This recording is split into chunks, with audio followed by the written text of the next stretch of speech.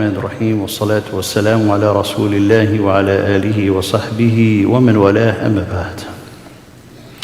We'll continue with the hadith that we have started last time.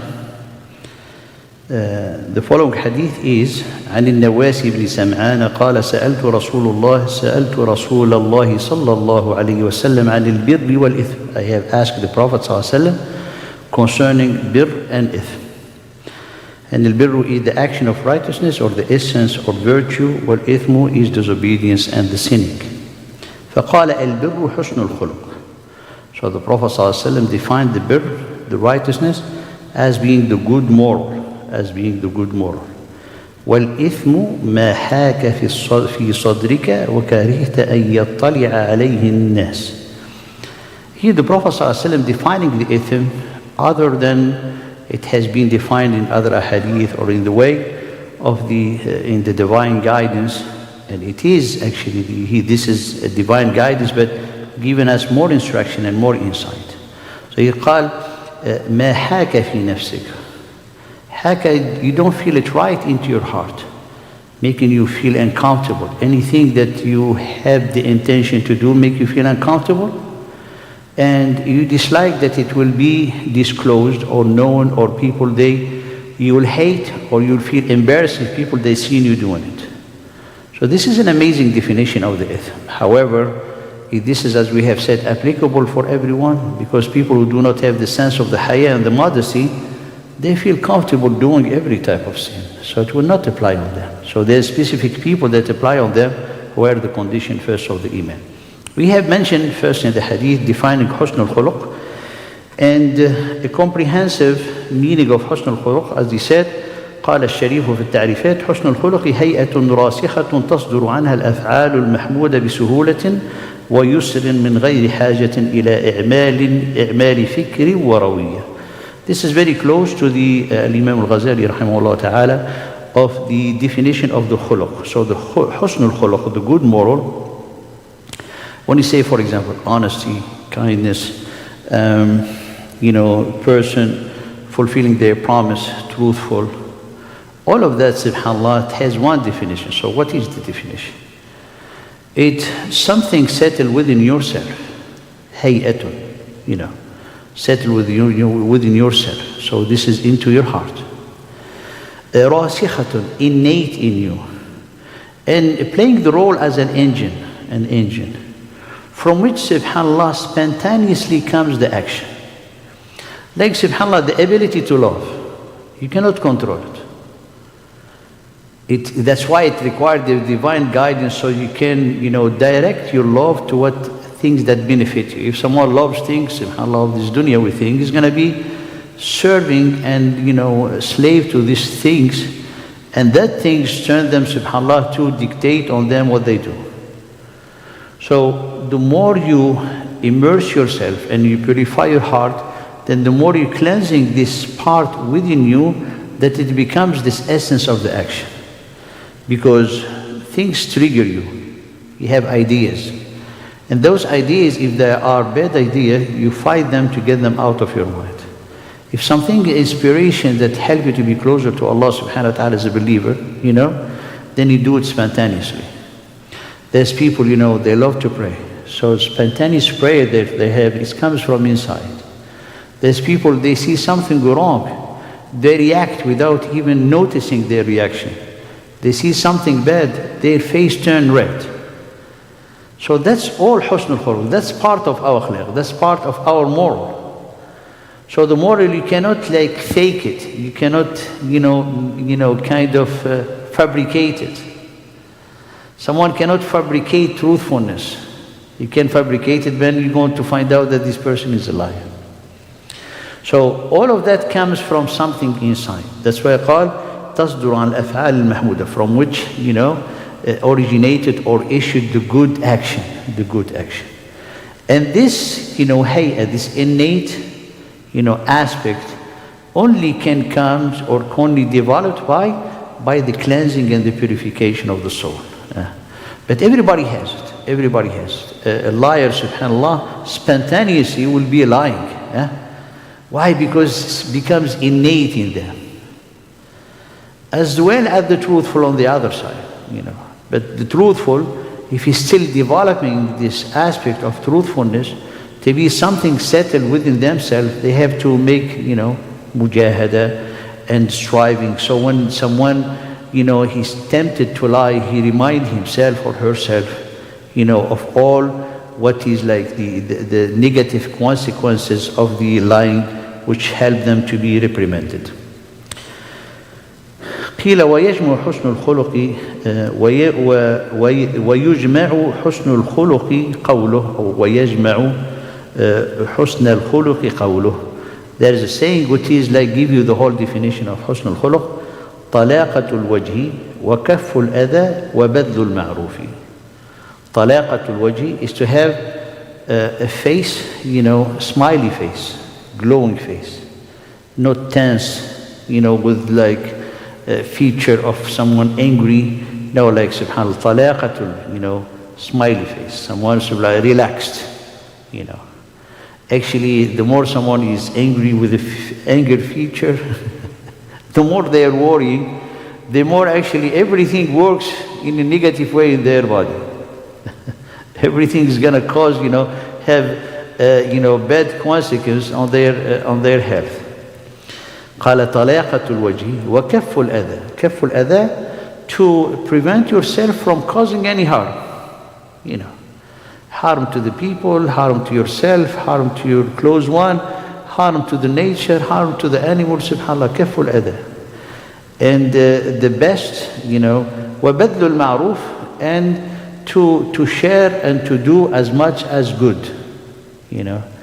If you take this, you'll find it, you know, kind of all of it in the personified in one action, which is the ihram.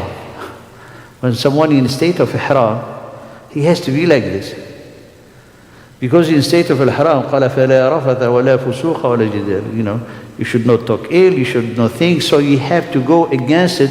So you have to be presented in relaxed, smiley face. وكف الأذى, you cannot even cut a tree, especially when talking al-haram or doing anything when you stay to ihram. وبذل المعروف, and you do as much good as you can. طيب, قال والإثم وما حاك في صدرك وكرهت أن يطلع عليه الناس.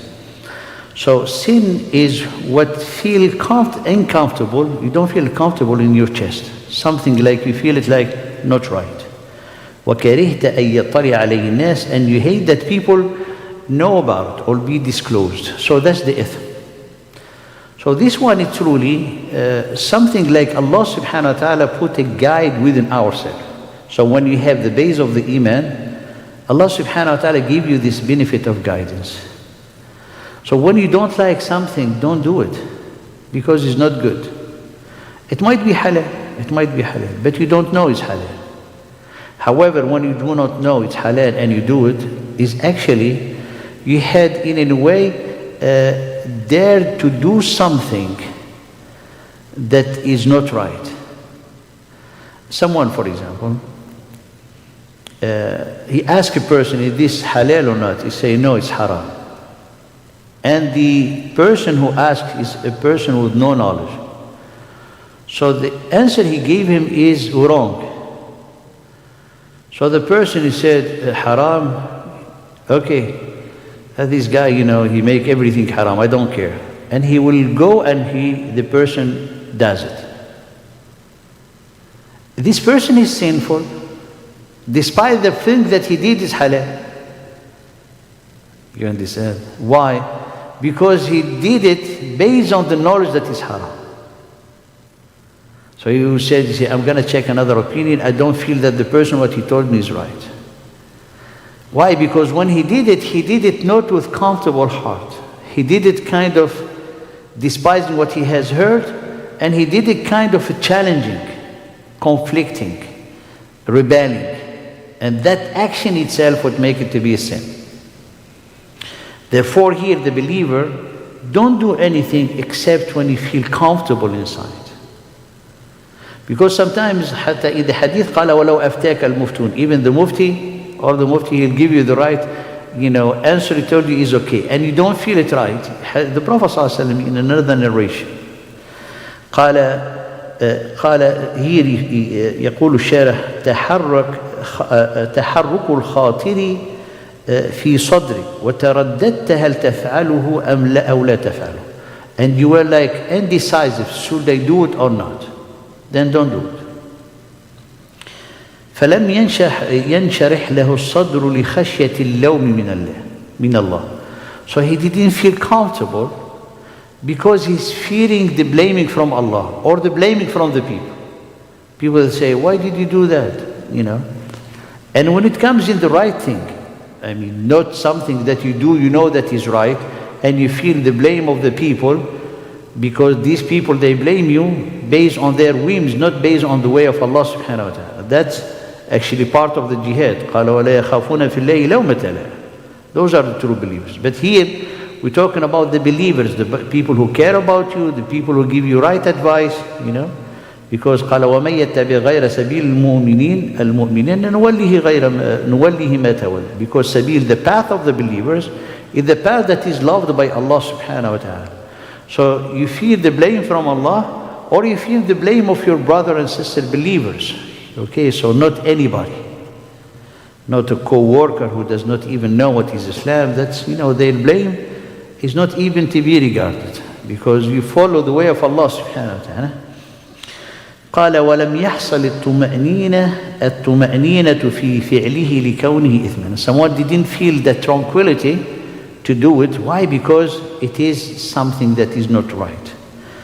ويفهم منه أنه ينبغي ترك ما تردد في إباحته وحظره. So we understand from the hadith, we should better, is preferable to not do the thing that you are doubtful about its, you know, prohibition or not. You're not sure, don't do it. Or it might be lawful, but don't do it because you don't feel good about it. So to do an action and you are feeling, you know, peace with it, that's the action that you should do. If you have question mark, first ask people of knowledge. If you trust them, you know, you can listen to them, and listening to them, it might, you know, give you peace in your heart. Therefore, you do the thing. And the hadith of the Prophet ﷺ in Al-Bukhari قال دع ما يريبك إلى ما لا يريبك. You know, turn away from anything that is doubtful, that causes you doubt, to the thing that you are certain of. You know, you are certain of. They say, this is, you know, I'm not sure, this is pure or is not pure, you know, halal, you know, najis or tahar. You have two clothes. You go to pray. You know, there's a shirt, he said, I don't know, this is maybe najis, I cannot see, it is dark. So the fuqaha said, you don't use it for your prayer, because it might be najis. Someone said, oh, I don't have any, only that. You wear it, and during the salah, the shaitan is saying, that's najis. And then he said, maybe it's not. Then the whole prayer is going to be like deciding is najis or not. So this is an example that we have in the books of the fiqh. So دع ما يريبك إلى ما لا يريبك. Anything that is doubtful, don't do it, put it on the side. Why? Because you want to go to Allah subhanahu wa ta'ala on firm steps. The firm steps comes with the tranquility and peace of mind. But someone doubtful, confused, that is not a path that is going to help you to grow and grow your iman. وقيل دليل على أن الله تعالى قد جعل للنفس إدراكا لما لا يحل فعله وجاجرا عن فعله بمجرد النفس. And this is also, it has a dalil and evidence that Allah subhanahu wa ta'ala set within ourselves kind of a perception, kind of a zajr, a reminder, you know, to help us and guide us, Because sometimes people, everyone said it's halal, but you don't feel it right. Don't do it. Wallahi, if everybody will do it, be doing it, don't do it. Till afterward, if it's truly halal, you know, you're going to feel it.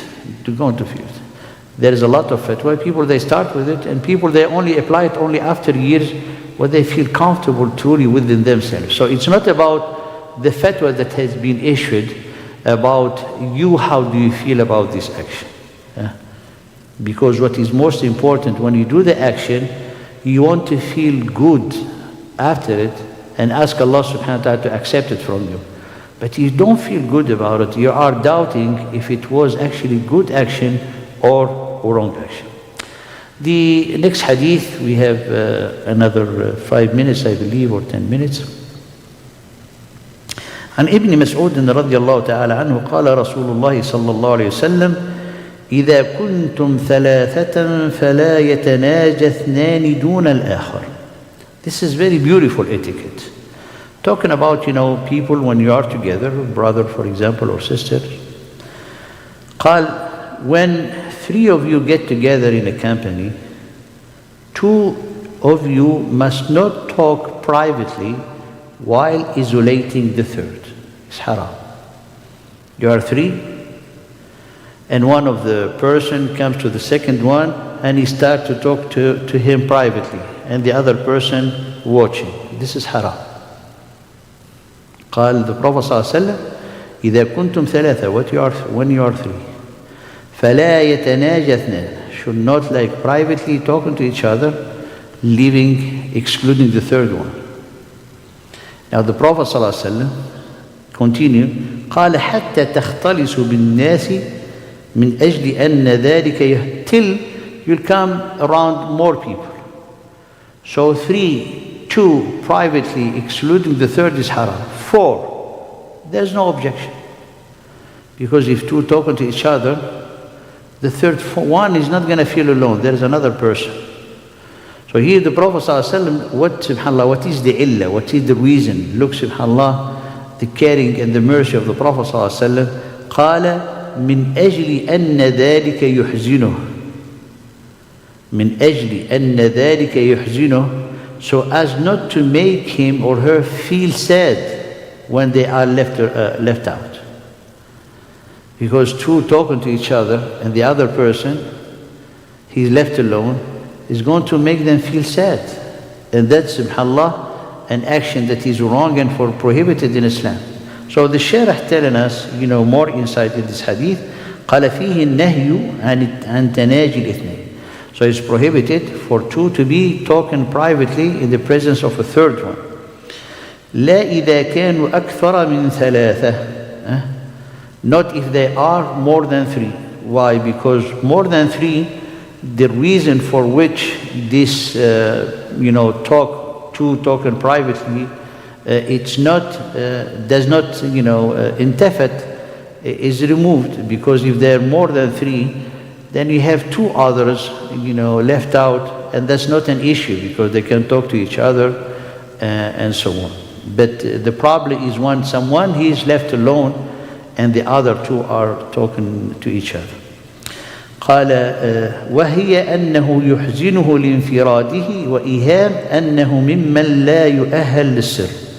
So the third person, he's going to be hurt and may cause him to be sad because he's by himself. The other, they're not talking to him, and also make him think that he's not, let's say, worth of the secrecy of what they're talking about. So he's not like a person worthy to talk to him or to share with him this talk, and that's really very hurtful. أو يوهمه أن التناجي من أهله, or he might think that they are talking about him. And that's, worse. For this reason is haram. ودلت العلة على أنهم إذا كانوا أربعة فلا نهي على انفراد اثنين بالمناجاة لفقد العلة. And also the hadith show if they were 4, there is no blame if 2 of them they will be talking privately, because the reason for which is made haram, it's not justified when they are 4. وظاهر الحديث عام لجميع الأحوال في سفر وحضر. And the hadith, it's comprehensive to all the states. It's either people are in congregation in a state of residence or while they are traveling. It applies on all the states, and this is what the opinion of Ibn Umar, wa Malik, wa Jamahir al-Ulama, the majority of the scholars, rahmatullahi alayhi. Now concerning the ayat in Surah Al-Mujadala, Allah subhanahu wa ta'ala قال ألم تر إلى الذين نهوا عن النجوى. Don't you see those who have been prohibited to do this private, dialogue or conversation? This is a recent revelation for the people, the Jews, the people of the book in the time of the Prophet ﷺ. They were the Yahud. وأخرج ابن أبي حاتم عن مقاتل بن حيان قال كان بين اليهود وبين النبي صلى الله عليه وسلم موادعة. Between the Prophet صلى الله عليه وسلم and the Yahud, they had a موادعة, a kind of a truce, you know. However, when they have this truce, which is mean like any time it can come to an end. So فكان إذا مر بهم رجل من أصحاب رسول الله صلى الله عليه وسلم جلسوا يتناجون بينهم. When they see one of the companions of the Prophet صلى الله عليه وسلم passing by, they sit and they start to talk, you know, secretly between each other. Which is like, subhanAllah, what had happened, it's like terrorizing the Muslim. What is mean? Like you're talking privately and we have a truce and that they might, you know, break it at any time and they might hurt this Muslim. قال حتى يظن المؤمن أنهم يتناجون بقتله أو بما يكره. To the point that the believer, he thinks that they are concealing their speech, plotting to kill him or to hurt him. فإذا رآهم المؤمن خشيهم فترك طريقه. Then it started, subhanAllah, it becomes a phenomena, you know, spreading in the Medina. Every time the believer on his own see them, he has to change his route to avoid their cunning and their plot. Then the Prophet ﷺ asked them to not do it anymore. فَنَهَاهُمْ النَّبِيُّ صلى الله عليه وسلم عن النجوى. And they didn't stop. Then Allah subhanahu wa ta'ala sent the ayat in Surah Al-Mujadala. So this is the reason of revelation of Surah Al-Mujadala about the Tanahi عن النجوى, which other than the hadith that we are studying here, inshallah ta'ala. فقال فلم ينتهوا فأنزل الله تعالى ألم تر إلى الذين نهوا عن النجوى. We'll stop here inshallah. We'll start the next hadith about the adab of al-majlis بإذن الله تعالى. جزاكم الله خيرا وبارك الله فيكم. If you have any question, you are welcome. If not, the halaqa ended, you know, as we have promised, 20 minutes.